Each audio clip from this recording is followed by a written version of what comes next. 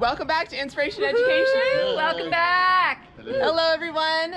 This week's episode is going to be about a teacher's perspective on going back to school in person During COVID-19. What are the joys and what are the challenges? Teach your kids to love to learn, and they will learn to love to live in a world where there's so much to learn through Inspiration Education. So let me introduce all our guests here today. I'm just going to go around. This is Erin Thigpen, who teaches a first and second grade combo class. So this is kind of cool that we're seeing that aspect of our school. This is, we call him PK because he's Pastor Kyle, but this is Kyle Coffin, and you teach freshman Bible. Yes, ma'am. Right? This is Gail Starring, teacher at the high school. She teaches a couple of sections of Algebra 2 and also physics. Woot, woot. Love science. And this is Ashley Lyons, who teaches in our preschool and teaches 3/4. That is your little ages speciality. All right, so what we should start off by saying is Desert Christian here in Tucson, Arizona went back to school in person 8 weeks ago, August 17th to be exact. Yep. And we want to start off first by asking our resident administrator here, why in the world did Desert Christian go back to school in person in the first place? From an administrator's perspective, for our school, we were resolute, and I'm specifically using that word. We were resolute in that our desire to go back to in-person instruction was driven by the fact that we know studies show best practices. I mean, we could talk about research to the ends of the earth, that in-person instruction is most meaningful. There's just something about that in-person interaction. It doesn't matter whether you're talking about the social emotional development of the 3/4s or somebody who's working with seniors, you know, and it is those face-to-face interactions that is about the whole child, the entire development of somebody. All right, so our first question then for all of you guys is, what kind of emotions did you have in the midst of your summer break? You get the information from your administration that you're going to be going back in person. What thoughts and emotions were going through your head when you got that information? Thank goodness.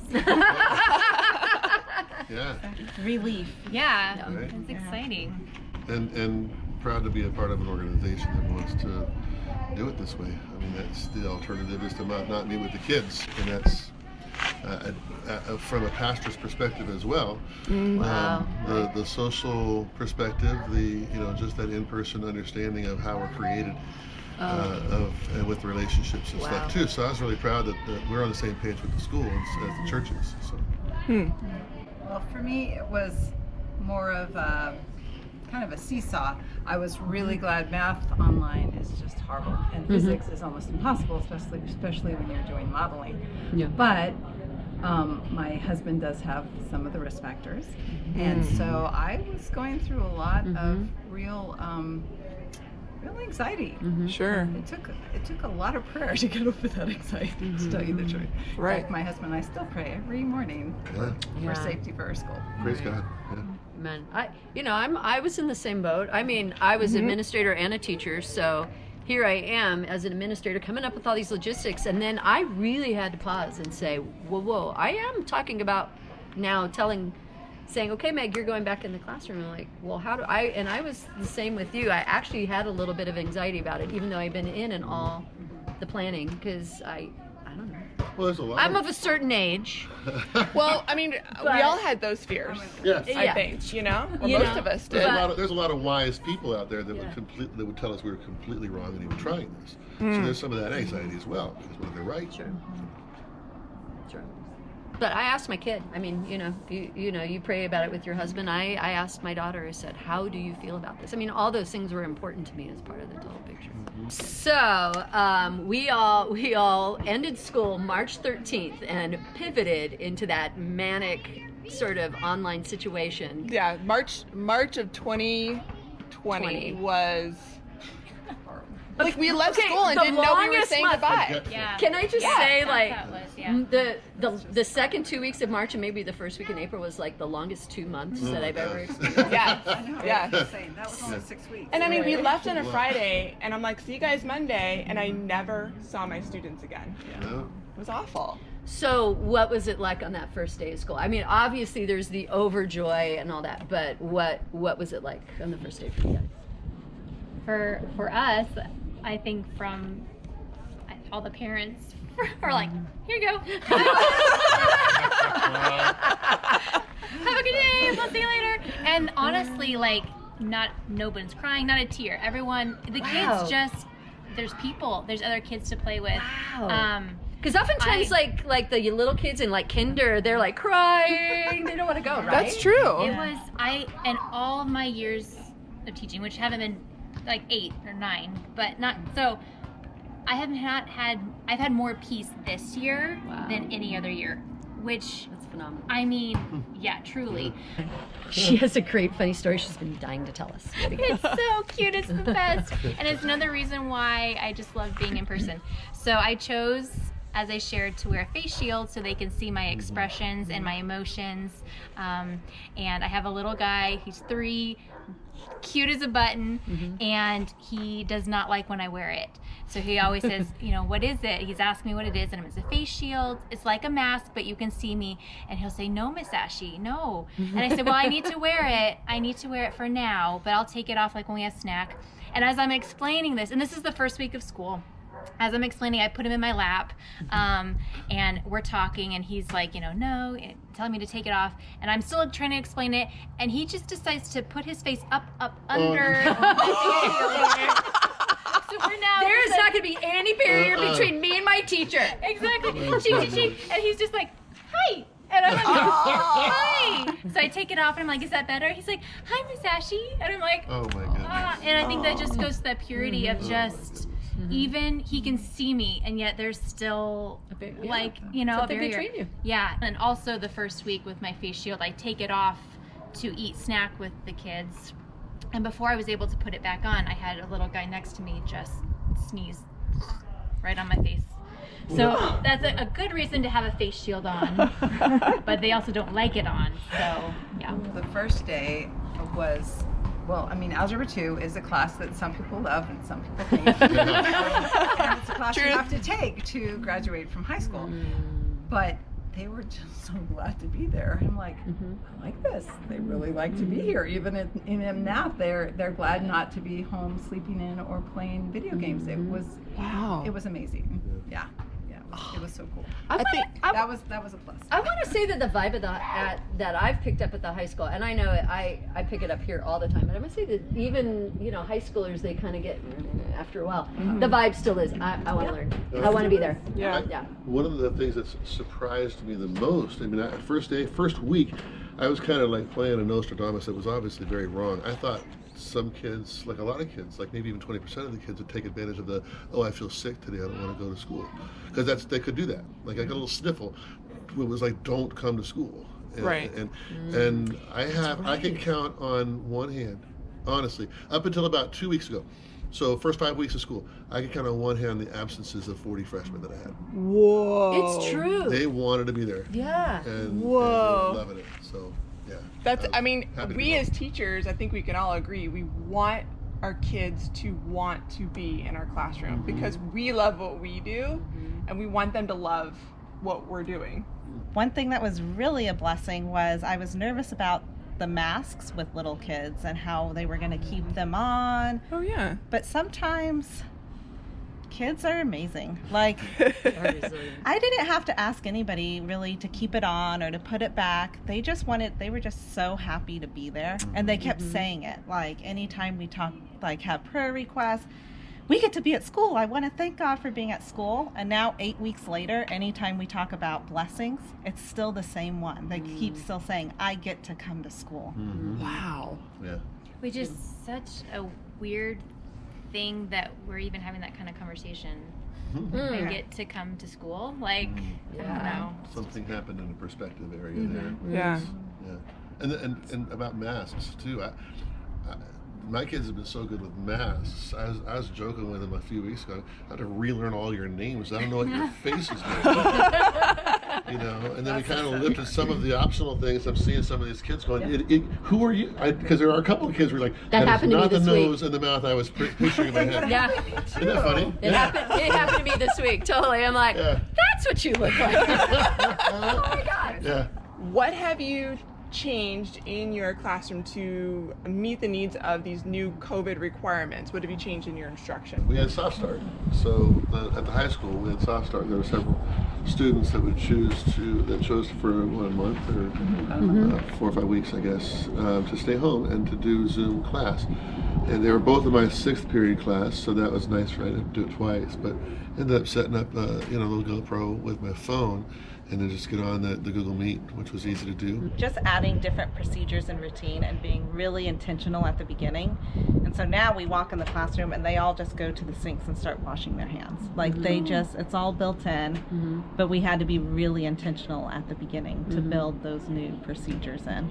That reminds me, we've added a lot of extra procedures. So at the end of every single class period at the high school, we take the last 3 to 4 minutes and we spray everything down. We send kids off to go wash their hands. I mean, all those things. I was talking to one teacher, like, I probably lose about 30 minutes every day just with hand washing from instructional time. I added it up. It was like 28 minutes. Right, yeah. So how do you accommodate that? What Great question. how do you recapture that time, if you will? Some of it is just being really intentional in the planning and integrating some of our science and our social studies into more of our reading or math or through our centers and capturing it some of that way. Well, I saw you do something the other day when I dropped by your room when I joined the circle. You guys were singing. Yes. So it was a lot. So I just joined the family and you guys were sitting and you were singing. And then you knew that you were coming near the end of singing time, and you're like, in your sing-song voice, now go wash your hands, and you're still engaging them. You're like, now you may go. Was wash he picking his nose, or was it? No. It was you were transitioning. Or to we were something else. Well, we were. It was an intentional. Look how you do it so naturally. Oh. You didn't even I'm like, recognize you just were doing it. Well, like for us, when you said like 3 or 4 minutes, then the first week of school, it took me an hour just to disinfect and sanitize with the new protocol before I could even then restage. Because if it could have been coughed or sneezed on, it was. Yeah. Including myself. And I mean, I didn't realize like every loose part that we use, everything needed to be with our new cleaning procedures. Yeah, so that was an eye-opener, an hour every day, just first, and then restaging. So August was Rough. Was long. I don't know, rough. It was just more of a okay, good. and checking myself to have a happy heart. Like we have a privilege to be here. I can do this. I can do this. Sure. So It was just retraining. yeah. Retraining yourself in safety and health comes first. I'm curious, what anecdotes might you have about parents in terms of their fears or their joys of their students coming back? I'd say in lower elementary, parents are really happy that they're back and they want them back and they want the relationship. I think their biggest concern is the foundational skills of reading that were difficult for them and what they didn't get. But it'll be really fun in conferences because you did see that in our baseline data that kids did kind of lose some of their foundation. But they got it back. Oh, yeah. And it's Cool. going to be such a joy for their parents to see like how much they've grown just in this 8 weeks. We really prepared for that well at the high school level, so well that because we thought we were going to need so much more of that retraining stuff, and ended up we didn't need nearly as much as we thought. Well, okay, you guys are all saying some beautiful things. Okay, but I happen to have had to be this homeschool mother for a little while. And I will say there was a meme going around that said, homeschooling in progress, if you don't have chocolate or if you're not a math teacher, Do not knock on the door. And I was like, that is my new, like, going on a t-shirt. Because, like, Gail, I gotta say, I'm not a math teacher. I am a history teacher. I'm a social studies teacher. Anything in that realm, I pretty much got covered. Math, and I'm even talking about, like, I had to retrain myself and learn, you're gonna laugh, how do I convert a fraction to a decimal? Oh, yeah. Okay. I was like, what? Huh? I was What's the YouTubing probability third of grade what? math, and I'm watching this other teacher, and I'm like, okay, and she's got her whiteboard, and she's teaching me. So Yeah. I'm like, can go teach my daughter, who Yeah. does not want me as a teacher. What kind of advice do you have out there for your colleagues for going back to school in person? I would say that it can be done safely, and it's worth the risk. That's what I would say. It's worth the risk. Yeah, don't be afraid. No room for fear. No matter where you are in education, it's just, you know, we kind of know the world has been watching Christian schools that are doing this.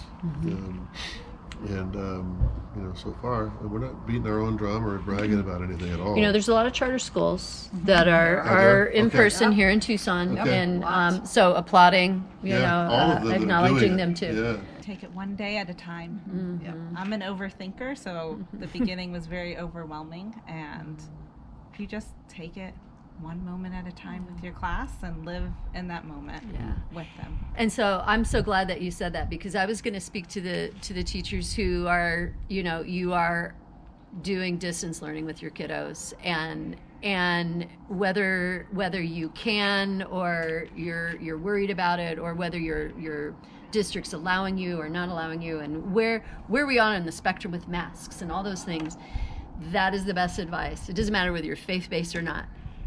Just one moment at your time, because it's about the kiddo, right? So whether that kiddo is right in front of you or not, you're Zooming with them or you're on the phone call with them or whatever that is, stay the course, keep loving on them, because you know who that most important person is. It's the person right in front of you right now, whether they're virtual or not. Because I heard this recently, people are not virtual, they are real. Just because they're not next to you, they're still a very real person. So whether you're in person like we get to be, or if you're having to do distance learning with your kids, what did you say? One moment at a time. One moment at a time, because again, it's the person right in front of you is the most important one right now. So stay the course. We know it's so hard, and we applaud you. Those who can't be in person, we applaud you, and for the hard work you're doing. Because we know you want to be with your kids. Yeah, and we know you know the social emotional and how important that is. So we thank you so much for keeping things going for other kids out there who can't be in person. Yeah, and we pray that eventually you are able to get back in there, that we can find some sort of vaccine for this virus. Okay, so thank you so much for being with us today. You have heard from preschool all the way up to senior in high school, a teacher's perspective of what it's like to be back in an in-person classroom in this COVID world. You've heard joys, you've heard fears, And challenges, and all of that is okay, because we assume you're going through the exact same thing, but we're hoping that this has also been encouraging for you. Thanks so Thanks much for for joining joining us. us. This is a special episode. See you next time. Okay, Bye.